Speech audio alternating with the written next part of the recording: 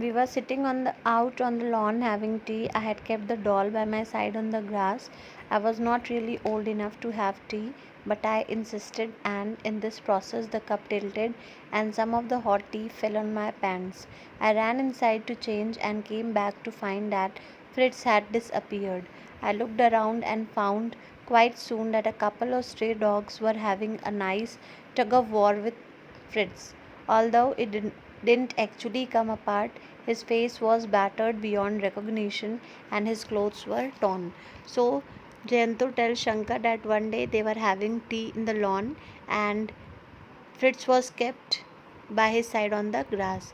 He was not really old enough to have tea, but he insisted and wanted to have a cup of tea. And while having a cup of tea, that cup tilted and his hot tea fell on his pants, due to which he ran inside to change his pants, and when he came back he found that Fritz was nowhere to be found. He started looking for the doll and saw that few street dogs were playing with that Fritz. Although the doll was not actually apart, but it was badly destroyed. The face was utterly disfigured and the clothes were all torn. In other words, Fritz did not exist for me anymore. He was dead. In short, Fritz was dead. And then Jayanto's story intrigued me. And then what happened? What could possibly happen after that? I arranged his funeral, that's all.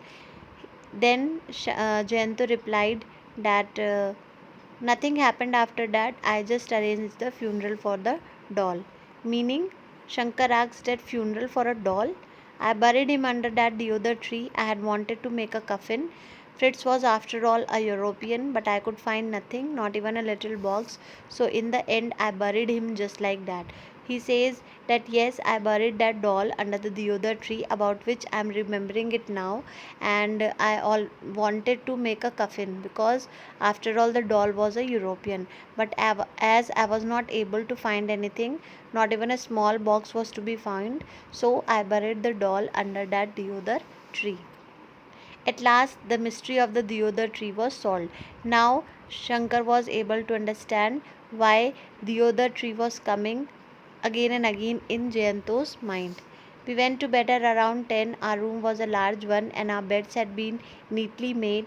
Not being used to doing a lot of walking, I was feeling rather tired after the day's activities. Besides, the bed was very comfortable. I fell asleep barely 10 minutes after hitting the pillow. So, Shankar tells us that they both went to bed in order to sleep at around 10. The room was a big one and the beds were nicely arranged. As they were not uh, adapted of so much of walking, they were badly tired after having so much of sightseeing, and also the bed was very comfortable. So when Shankar lied down on the lied down on the bed, he very soon fell asleep. A slight noise woke me a little later. I turned on my side and found Jayanto sitting upon his bed. So, after he heard some noise, he woke up and found that Jayanto was sitting on his bed. He was not sleeping. The table lamp by his bed was switched on, and its light it was easy to see the look of anxiety on his face. So he also saw that the table lamp which was placed near Jayanto's bed was on, and Jayanto's face was full of anxiety. Anxiety means he was quite worried. Instead of answering my questions, Jayanto asked me one himself. Uh, After seeing so much of anxiety on his face, Shankar wanted to ask him question, but Jayanto started asking him a question. Do you think this circuit house got small animals? I mean things like cats or mice. So he asked Shankar that don't you think this circuit house might be having some animals, maybe cats or mice? I shouldn't be surprised if it does. Why? So he says ki it can be, it must be, but why are you asking so? Something walked over my chest, that's what woke me. He says that I felt that something walked over my chest, due to which I woke up. Rats and mice usually come in through drains, but I have never known them to climb on the bed. So he says that usually they come through drains, through pipes, but I have not heard that they also climb on the bed too. This is the second time I have woken up actually. The first time I had heard a shuffling noise near the window. He says that one this is the second time I woke up because for the first time when I woke up, I heard some noise from near the window. Oh, if it was near the window, it is more likely to be a cat.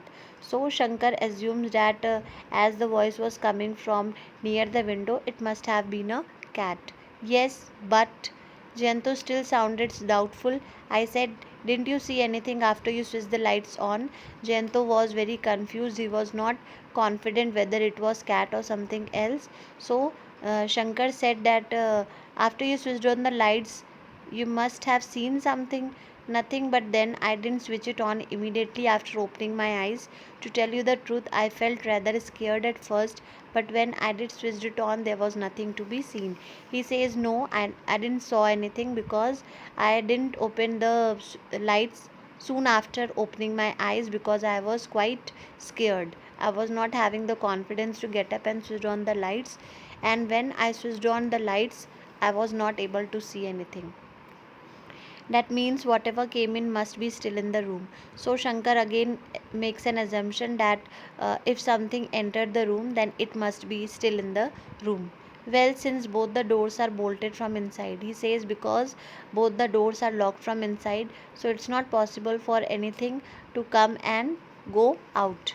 I rose quickly and searched under the bed, behind the suitcases, and everywhere else in the room. I couldn't find anything. The door to the bathroom was closed. I opened it and was about to start another search when Jayanto called out to me softly, Shankar. So he woke up and he got up from his bed and started searching for that thing. He searched for it behind the suitcases and everywhere where he could search for it in the room, but he was not able to find anything. The door which led the way to the bathroom was closed, so he opened it and was about to make another search. Just then he heard a noise, a voice of Jento calling Shankar. I came back to the room. Jayanto was staring hard at the cover of his quilt. Upon seeing me, he pulled a portion of it near the lamp and said, look at this. When I came back to the room, Jayanto was looking continuously at the quilt he was having on his lap, and then, when he saw me, he pulled a portion of it near the lamp and said, see, look at this. I bent over the cloth and saw tiny brown circular marks on it. I said, well, these could have been made by a cat. He saw that there were certain circular marks made by some creature which were tiny and brown. So, Shankar again makes an assumption that these circular marks must have been of a cat. Jayanto did not say anything. It was obvious that something had deeply disturbed him, but it was 2:30 in the morning. I simply had to get a little more sleep, or I knew I would just keep feeling tired. And we had plans of doing a lot of sightseeing the following day. Jayanto was not able to say anything, and as it was very late in the night, it was 2:30 in the morning, and Shankar was feeling quite tired. He wanted to have some sleep so that the next day they can have a lot of sightseeing. So he just wanted to sleep that time. So after murmuring a few soothing words such as don't worry, I am here with you, and who knows, those marks may have been on your quilt already when you went to bed, I switched off the light once more and lay down. I had no doubt that Jento had only had a bad dream. All those memories of his childhood had upset him obviously, and that was what had led to his dreaming of a cat walking on his chest. So after consoling him that you don't have to worry as I am here with you, though he tells him that maybe those marks were already on the quilt when you went to the bed, and then he switched off the lights and then he went to the bed. He had no doubt Jayanto only had a bad dream, as because all the memories of his childhood was flashing across his mind, and which led him to assume that a cat was walking on his chest. I slept soundly for the rest of the night. If there were further disturbances, Jayanto did not tell me about them, but I could see in the morning that he had not slept well. So Shankar tells that then he slept peacefully, and he was if Jayanto was disturbed, he never bothered me, he never woke me up again, but he was able to see that in the morning it was quite visible on Jayanto's face that he had not slept well. Tonight I must give him one of the tranquilizers I brought with me, I thought. Then he thinks that as he's quite worried and as he's quite occupied in all the memories of his childhood, I'll give him a tranquilizer. Tranquilizer is a sort of a drug which is given in order to reduce anxiety. We finished our breakfast by 9 as we had planned and left for the fort. A car had already been arranged. It was almost 9:30 by the time we reached. So after having the breakfast, they all, as they have already planned, they went to see the fort. The car was already arranged, so it came and received them, and when they reached it was about 9:30. Some of Jayanto's old forgotten memories began coming back again, though fortunately they had nothing to do with his doll. In fact, his youthful exuberance made me think he had forgotten all about it, as the all the memories were flashing across his mind again. But today Shankar was quite relaxed to see that his expression and his attitude showed that he has all forgotten about the last night. There's that elephant on top of the gate, he exclaimed, and the turrets, and here is the bed made of silver and the throne. Look at that picture on the wall, I saw it the last time. Then he started telling about different things he saw that there, like elephant, birds, and the bed made of silver, and the throne on which the king used to sit. And he also showed him the picture on the wall, which he saw when he came here last time when he was 6 years old. But within an hour his enthusiasm began to wane. I was so engrossed myself that I did not notice it at first, but while walking through a hall and looking at the chandeliers hanging from the ceiling, I suddenly realized Jayanto was no longer walking by my side. Where was he? But after an hour he noticed that Jayanto was not at all in an active mood now. He was rather upset. And when he realized, and when he was out of his imagination by seeing the place, he realized that Jayanto was not with him. He was wondering where he went. We had a guide with us. Babu has gone out on the terrace, he told me. So, as they were having a guide with them, who was helping them to visit these places, he told that Jayanto had gone out on the terrace. I came out of the hall and found Jayanto standing absent-mindedly near a wall on the other side of the terrace. He did not seem to notice my presence even when I went and stood beside him.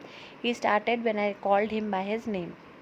So Shankar also went and searched him and went to him and saw that Jayanto was standing lost in his own thoughts near a wall on the other side of the terrace. He was not able to, uh, he was not, he was only physically present there, but mentally he was somewhere else. And when Shankar stood beside him, he was not able to notice him. He only noticed him when when Shankar called him by his name. What on earth is the matter with you? I asked. Why are you standing here looking morose even in a beautiful place like this? I can't stand it. So he asked, please tell me what is the matter with you? What is bothering you? In such a beautiful place, you are standing so sad. I am not able to understand, and now I can't bear it. You have to tell me what problem you are facing. Jayanto simply said, have you finished everything? If so, let's. He said that if we have finished watching everything, then we should move. Had I been alone, I would definitely have spent a little more time at the fort, but one look at Jayanto made me decide in favor of returning to the circuit house. He tells that if I was alone here, I would have stayed for a longer time, but after seeing Jayanto's face, I decided that now it's better to leave this place and move on.